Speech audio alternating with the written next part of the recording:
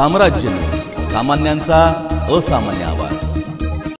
भारतीय निवडणूक आयोगाने एकनाथ शिंदे गटाला अधिकृत शिवसेना जाहीर केले आणि त्यांना धनुष्य बाण हे निवडणूक चिन्ह देण्याचा निर्णय दिला होता। दरम्यान शिवसेना उद्धव बाळासाहेब ठाकरे गटाकडून या निर्णयाला आव्हान देत अंतरिम दिलासा मिळावा अशी मागणी करत सर्वोच्च न्यायालयात याचिका दाखल करण्यात आली।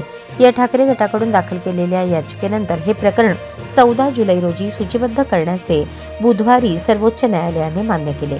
उद्धव ठाकरे यांच्या गटाची बाजू मांडणारे वरिष्ठ वकील देवदत्त कामत यांनी न्यायमूर्ती MM सुंदरेश आणि न्यायमूर्ती K विनोदचंद्रम यांच्या आंशिक कामकाज दिवसांच्या खंडपीठासमोर हे प्रकरण उपस्थित केले आणि या आठवड्यात किंवा पुढील आठवड्यात तातडीने यावर सुनावणी घेण्याची मागणी केली।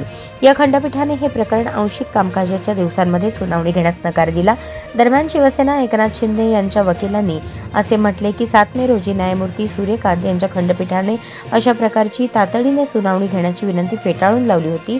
मात्र यावर कामत म्हणाले की न्यायमूर्ती कांत यांच्या खंडपीठाने प्रकरण सुट्ट्यांमध्ये मांडण्याची परवानगी दिली आहे। सर्वोच्च न्यायालयाच्या 6 मे रोजीच्या आदेशानुसार अधिसूचित झालेल्या महाराष्ट्र स्थानिक स्वराज्य संस्थांच्या आगामी निवडणुकांमुळे ही गरज असल्याचे कामत यांनी नमूद केले।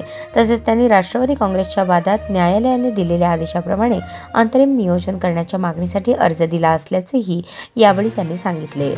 राष्ट्रवादीच्या वादात सर्वोच्च न्यायालयाने अजित पवार यांच्या गटाला त्यांच्याकडून होत असलेल्या अधिकृत चिन्हाचा वापर हा मुद्दा न्यायप्रविष्ट असल्याची जाहिरात करण्याचे निर्देश दिले होते। दरम्यान कामत यांनी वारंवार मागणी केल्यानंतर अखेर खंडपीठाने 14 जुलै रोजी हे प्रकरण सूचीबद्ध करण्यास मान्य केले। महापालिका निवडणुकांच्या तोंडावर याबाबत काय निर्णय येतो हे पाहणे महत्त्वाचे ठरणार आहे।